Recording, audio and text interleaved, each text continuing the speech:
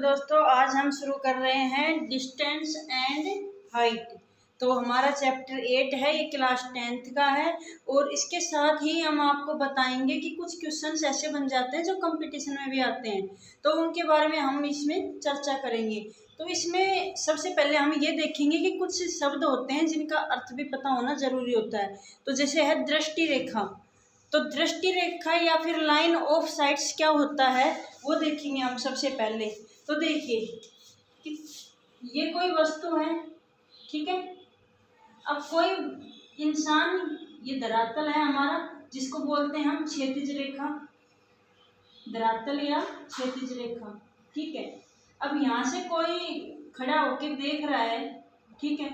अब ये जब देख रहा है और देख क्या रहा है, ये कोई पोल है, तो पोल के किसको देख रहा है, पोल के जो उच्चतम बिंदु है या फिर पोल का जो शीर्ष है उसको देख रहा है, ठीक है। तो उसको देख रहा है तो इसके द्वारा एंगल बनाया गया, ठीक है। तो ये क्या करेंगे, ये यहाँ से जो एंगल बना रहा है, तो अब ये बंदा यहाँ पे खड़ा है, ठीक है। तो इसकी क्षैतिज रेखा ये होगी, ठीक है। इसकी क्षैतिज रेखा और इसके शिखर द्वारा बनाया गया कोण, ये क्या कहलाता है, उन्नयन कोण या फिर एंगल ऑफ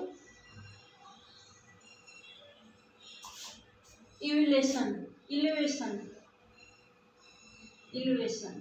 ठीक है।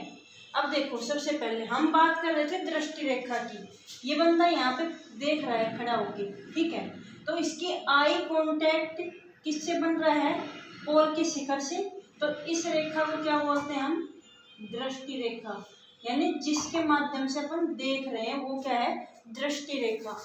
सेम इसी प्रकार से हमारा एक पॉइंट आता है कि जैसे हम यहाँ पे खड़े होकर देख रहे हैं, तो यहाँ से ही हमारी जब क्या शुरू हो जाएगी, क्षैतिज रेखा, ठीक है।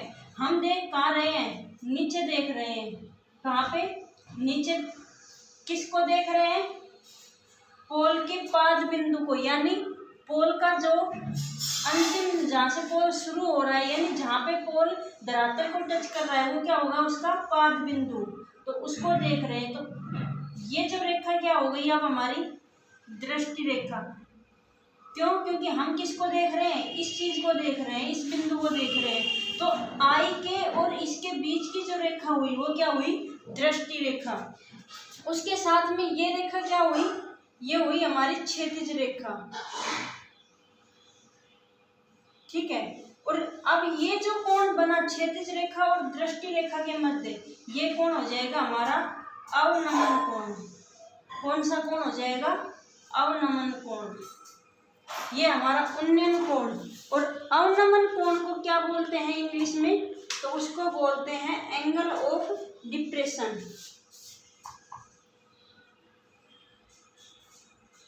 Angle of depression. तो इससे संबंधित कुछ क्वेश्चन आंसर हैं, एग्जाम्पल्स हैं, वो अभी हम करेंगे। अब इसमें देखिए, सबसे पहले एग्जाम्पल नंबर फर्स्ट, उसमें क्या कह रहा है कि एक स्तंभ के ऊपरी सिरे का उन्नयन कोण। देखो, सबसे पहले क्या करेंगे, एग्जाम्पल फर्स्ट, तो सबसे पहले हम क्या करेंगे, स्तंभ खड़ा करेंगे, ठीक है। तो यहाँ पे हमने माना कि ये कोई स्तंभ है, ठीक है। उसके बाद कह रहा है कि स्तंभ के ऊपरी सिरे, यानी ऊपरी सिरा कौन सा हुआ, ये टेरिस का उन्नयन कोण, इसका उन्नयन कोण आधार से, उन्नयन कोण कहाँ से बनेगा, नीचे से बनेगा, धरातल से या आधार से। तो ये उन्नयन कोण कितना बता रहा है, 60 डिग्री। उन्नयन कोण आधार तल के एक बिंदु पर 60 डिग्री है, यदि यह बिंदु समतल के आधार बिंदु से 10√3, ये बिंदु है जिसका कोण कितना है, 60 डिग्री। कह रहा है कि ये बिंदु इसके आधार से कितने दूरी है, 10√3 मीटर की दूरी पर है। तो स्तंभ की ऊंचाई ज्ञात कीजिए, यानी ये हमें हाइट ज्ञात करनी है, ठीक है। तो कैसे करेंगे, इसमें सबसे पहले आपको लाल बटे कक्का का जो फॉर्मूला है हमने पीछे भी काफ़ी बार बताया है आपको, तो ये फॉर्मूला आप याद जरूर रखिए।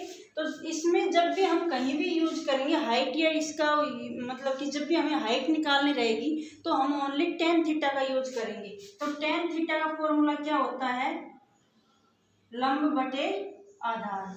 ठीक है, अब देखिए यहाँ पे थीटा का, अब यहाँ पे देखो ये है हमारा थीटा, थीटा के सामने वाली भुजा लंब और ये आधार।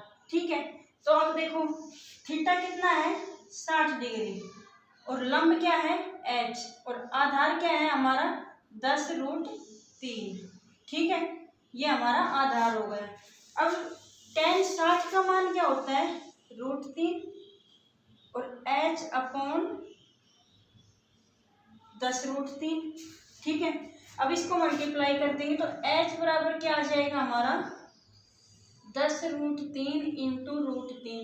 जब √3 से √3 मल्टीप्लाई होगा तो 3 हो जाएगा और हमारी क्या आ जाएगी हाइट 30 मीटर आ जाएगी। यही क्या हुआ हमारे क्वेश्चन का आंसर हो गया। ठीक है, इसके बाद देखिए अगला क्वेश्चन, क्वेश्चन नंबर 2 में कह रहा है कि एक 50 मीटर ऊंचे पुल, यानी एग्जाम्पल नंबर 2 में कह रहा है कि 50 मीटर ऊंचा, यानी कि उसकी ऊंचाई क्या है 50 मीटर है पुल की। साथ ही इसमें क्या बता रहा है कि किसी नाव का अवनमन कोण 30 डिग्री है। ठीक है, नाव की पुल से क्षैतिज दूरी ज्ञात कीजिए। देखो मान लो ये कोई नदी है और नदी के ऊपर पुल किस प्रकार से होगा, इस प्रकार से। ठीक है, उसके बाद क्या कह रहा है 50 मीटर ऊंचे पुल, यानी पुल की ऊंचाई कितनी है यहाँ पे 50 मीटर।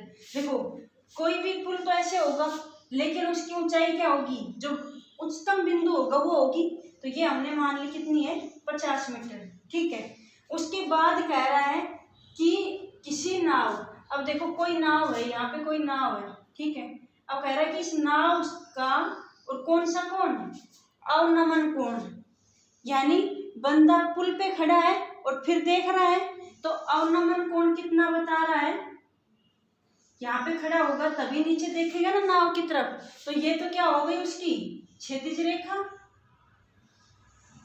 ठीक है, ये दृष्टि रेखा और इन दोनों के मध्य क्षैतिज रेखा और दृष्टि रेखा के मध्य बनने वाला कोण क्या होगा अवनमन कोण, यानी नीचे देख रहा है तो अवनमन कोण कितना 30 डिग्री है।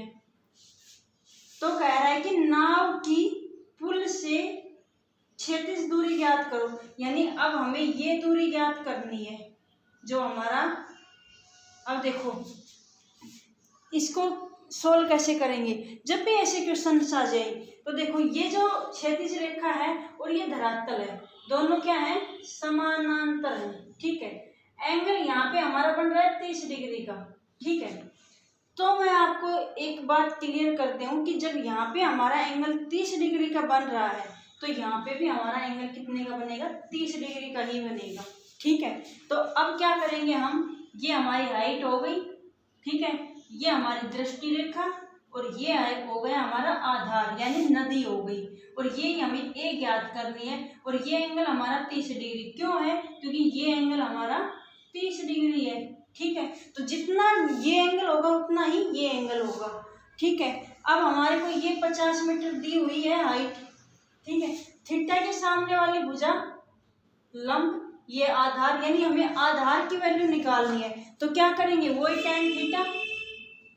तो जब भी इसकी ऐसे निकालेंगे तो उसमें भाषा क्या लिखेंगे, भाई हमने मान लिया कि ये, इसको कुछ भी नाम दे दो एंगल को, कि ये वो है हमारा पुल है, उसके अलावा ये हमारी नाव है, और नाव और हमारा जो नदी का जो सेंटर बिंदु है यानी पुल का जो सेंटर बिंदु है उसके बीच की दूरी ए मान ली।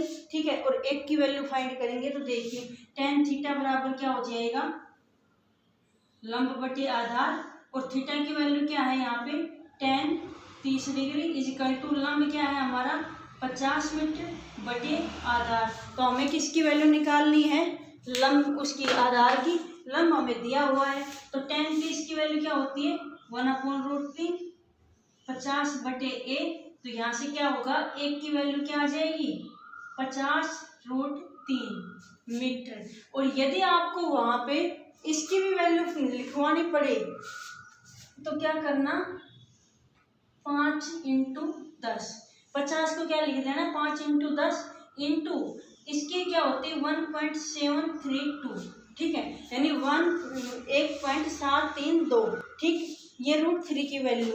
उसके अलावा जब आप 5 को तो यूं का यूं रख लेना और इसको कर देना 17.32। जब भी आप 10 से मल्टीप्लाई करोगे तो 0.1 अंक बाद लग जाएगा, यानी 17.32 हो जाएगी। और अब 5 से मल्टीप्लाई करने में आपको बहुत ही आसानी रहेगी, तो अब आप 5 से मल्टीप्लाई आसानी से कर सकते हो। तो देखिए नेक्स्ट, इसको वैसे मल्टीप्लाई करके बता देती हूँ मैं आपको कैसे करोगे।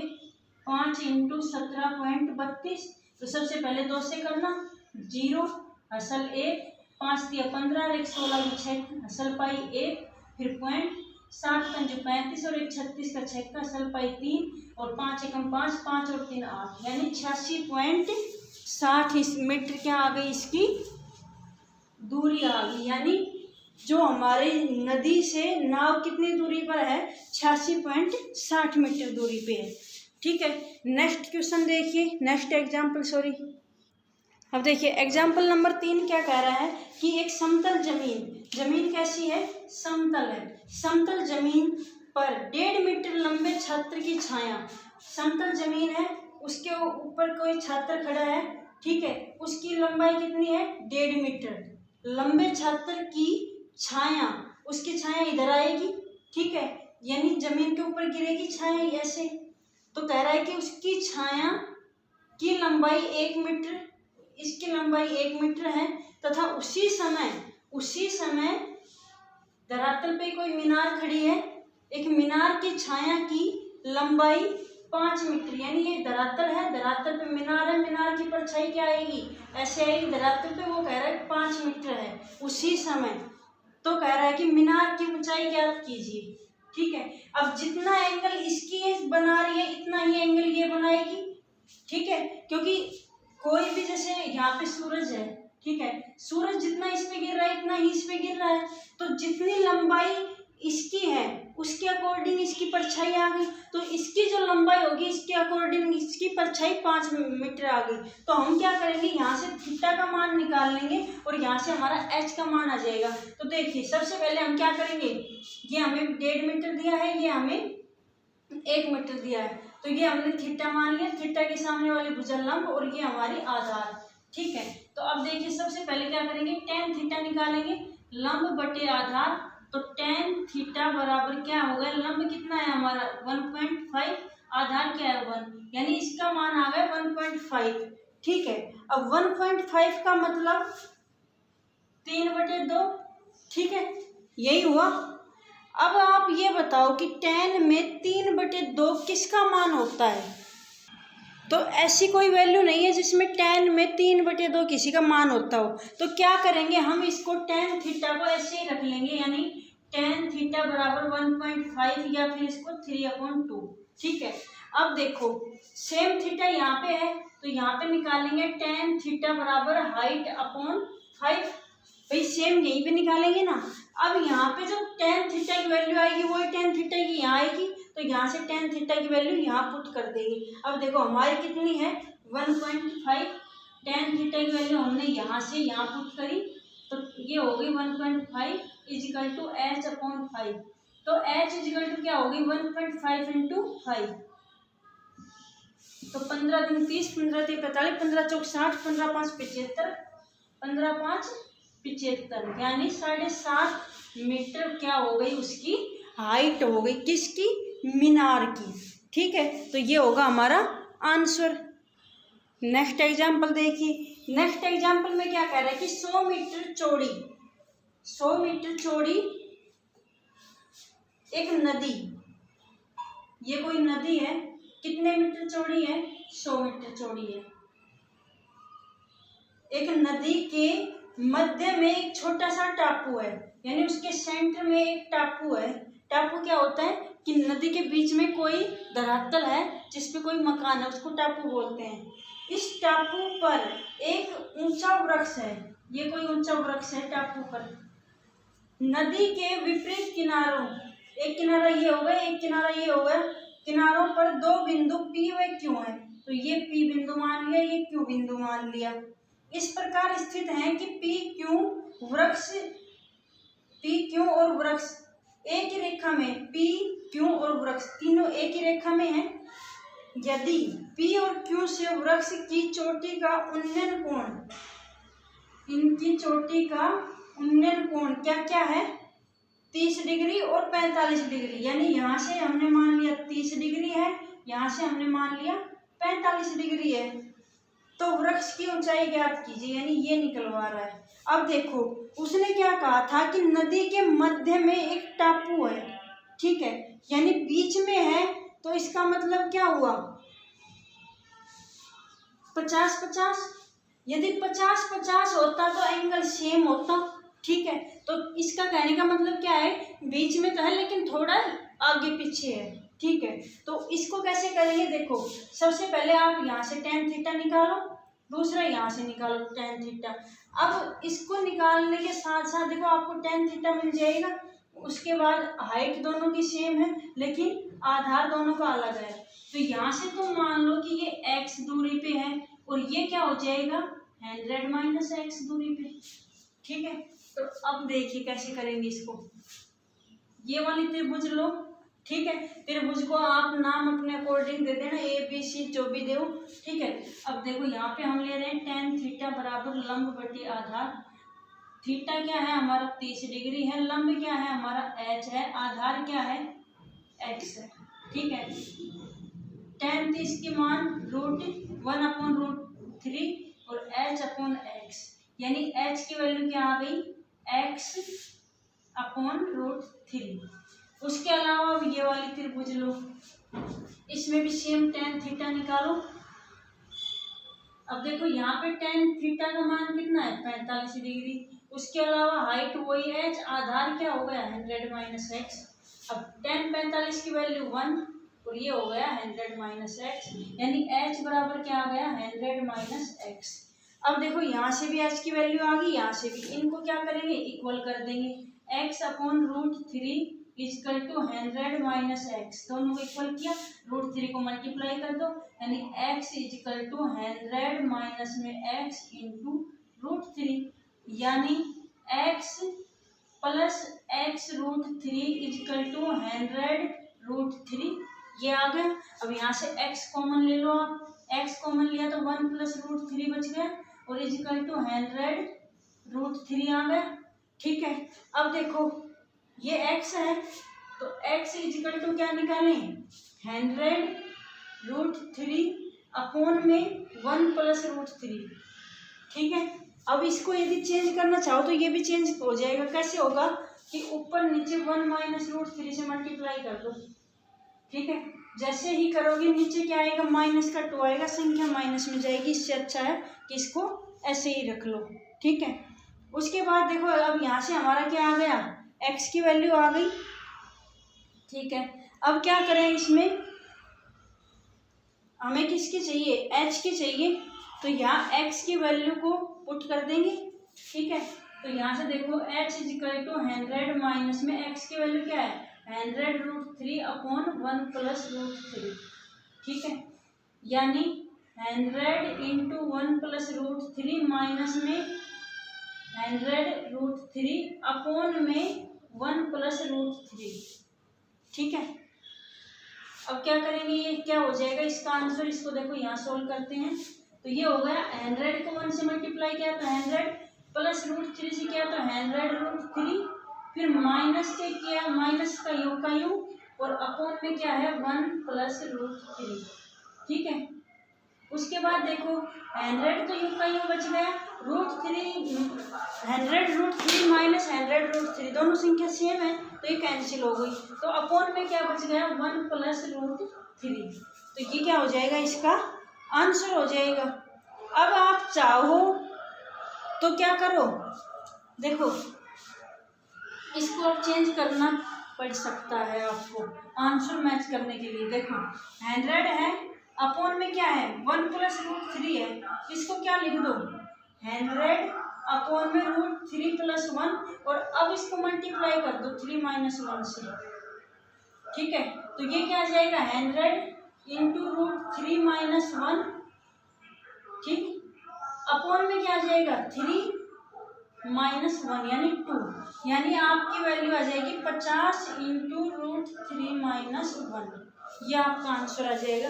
उसके साथ यदि आप यहाँ पे रूट 3 का भी मान रखना चाहो तो 1.732 और 50 इंटू 0.732, ठीक है, इसको मल्टीप्लाई करोगे तो ये फिर आगे सोल्व हो जाएगा।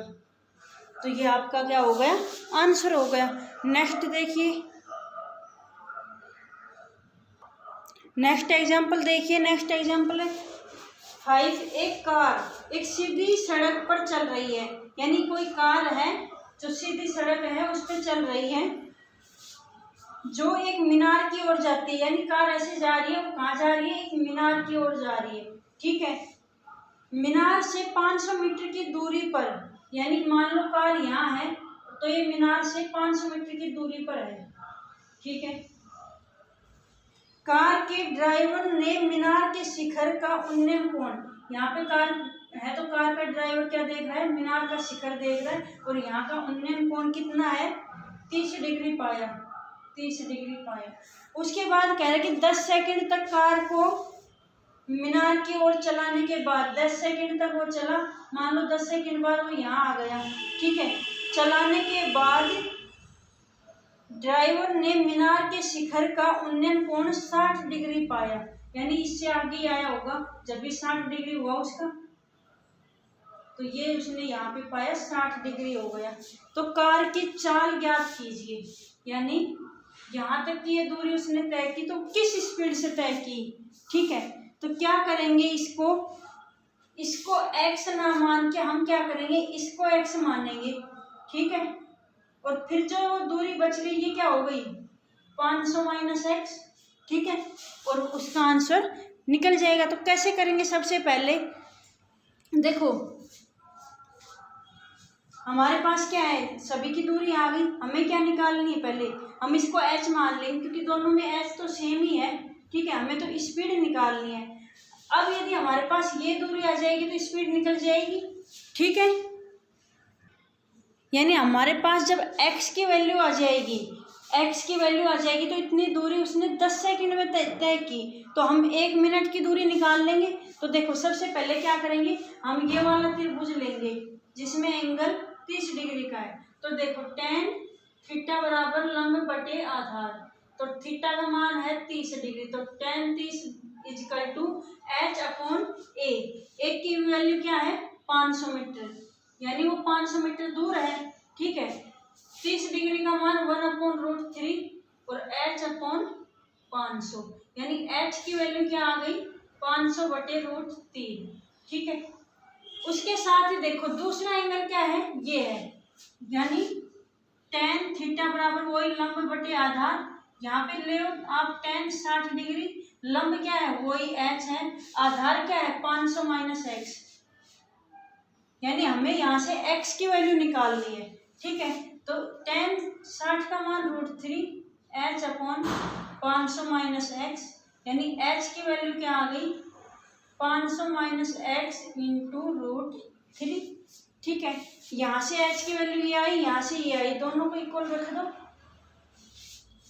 देखो 500 minus x into √3 equal to 500 upon √3 से मल्टीप्लाई किया तो 500 माइनस x इंटू √3 क्या हुए 3 हो गए, इजकल टू में क्या बच गया 500। उसके बाद देखिए 500 को 3 से किया तो 1500 हो गया, माइनस के 3x इजकल टू में क्या आ गया 500 आ गया। अब इसको क्या करें उधर भेज दें, तो माइनस के 3x बराबर 500 माइनस के 1500, जब 500 में से 1500 गए तो माइनस के क्या बचे 1000 बच गए, ठीक है। यानी माइनस के 3x बराबर माइनस के 1000, माइनस से माइनस दोनों साइड कैंसिल कर दो, तो यहाँ पे क्या आ गया x बराबर 1000/3 आ गया, ठीक है। ये x की वैल्यू आ गई, ठीक है। तो अब आप ये देखो कि 10 सेकंड में उसने कितनी दूरी तय की, 10 सेकंड में कार द्वारा तय की गई दूरी, यानी यहाँ पे थी, यहाँ से यहाँ तक जाने में उसको 10 सेकंड लगी, तो 10 सेकंड में जब उसने दूरी की वो तय की, वो क्या है 1000/3। ठीक है। उसके बाद देखो यदि वो 1 मिनट में करेगा तो हम क्या निकाल देंगे, उसकी दूरी निकाल देंगे। देखो ये 10 सेकंड में की, 1 सेकंड में कितनी करेगा 1000/3 इंटू 10। ठीक है। अब मैंने कहा कि 1 मिनट में की, 1 मिनट में जब दूरी तय की वो क्या होगी 1000/3 इंटू 10 इंटू 60। देखो 60 क्या है हमारी, 1 मिनट में 60 सेकंड होती है, तो 60 सेकंड की निकालेंगे तो मल्टीप्लाई 60 से कर देंगे। ठीक है। अब 3 एकम 3, 3 दूनी 6 यानी 20, 1 0 से ये गया, तो ये क्या आ गई 2000 आ गई। किसमें आ गई 2000 मीटर, यानी 2 किलोमीटर। यानी क्या कहेंगे कि 1 मिनट में वो कितनी दूरी तय कर रहा है 2 किलोमीटर। ठीक है। यानी उसकी चाल क्या है, देखो चाल का सूत्र क्या होता है, चाल बराबर दूरी बटे समय। ठीक है। यानी उसकी चाल कितनी हो गई 2 किलोमीटर प्रति मिनट। ठीक है। तो ये हमारे से चाल ही पूछा था और ये हमने निकाल दी। तो सबसे पहले इसमें क्या निकालेंगे, x की वैल्यू निकालेंगे, उसको इक्वल में करेंगे, फिर 1 सेकंड की, फिर 1 मिनट की यानी 60 सेकंड की, और फिर उसमें चाल बराबर दूरी बटे समय वाले सूत्र में रख देंगे और यहाँ से अपनी वैल्यू फाइंड आउट हो जाएगी। तो बाकी हम नेक्स्ट क्लास में करते हैं। जब तक के लिए ta ta bye bye, thank you, like share subscribe.